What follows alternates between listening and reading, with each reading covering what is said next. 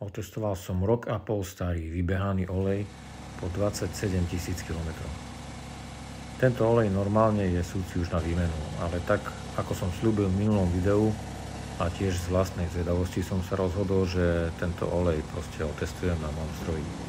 Niektorí z vás sa ma v komentároch pýtate, či sa účinky Metabondu časom strácajú. Toto presne by mal tento test odhaliť.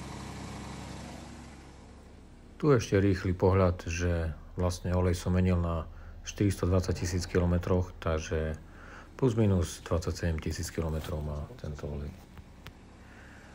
Keď som rozmýšľal, ako tento test spraviť, tak som chcel v prvom rade, aby bol dôveryhodný a aby čo najmenej ľudí ho hejtovalo. Rozhodol som sa preto tento olej pri teste s novým valčekom nezabiehať tak, ako sa má, aby mal Metabond čas sa zapracovať. Hlavne kvôli tomu, aby si niekto nemyslel, že som pred testom valček ošetril, aby mal nejaké lepšie vlastnosti. Preto som teda hneď zo začiatku vyvíjal tlak, aby bolo jasné a vidieť a počuť, že valček je schopné a možné zadrieť. To vlastne môžete počuť vo videu ako pískanie alebo škrípanie. Samozrejme kvôli tomu na konci testu valček bude mať poškodenie, ale o to v tomto teste vlastne nie je. Postupne ako som niekoľkokrát tlak zvyšoval a znižoval, môžete počuť škrípanie a pískanie, čo znamená pridieranie oceľového valčeka. No potom prišla chvíľa, keď sa už Metabond zapracoval a tu si môžete všimnúť, ako krásne všetko stíchlo a bolo možné vyvíjať už aj maximálny tlak. Takže tu môžete vidieť, že aj po takýchto kilometroch olej, ktorý je už súci na výmenu, má stále plné schopnosti udržiavať a ochrániť váš motor vďaka Metabondu.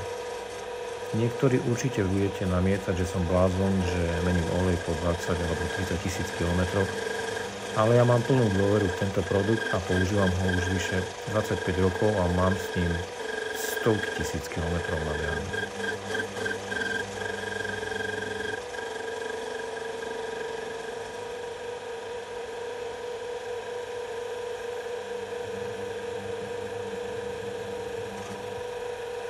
Toto video som spravil len preto, aby som vám ukázal, aké schopnosti má tento produkt počas celého servisného intervalu.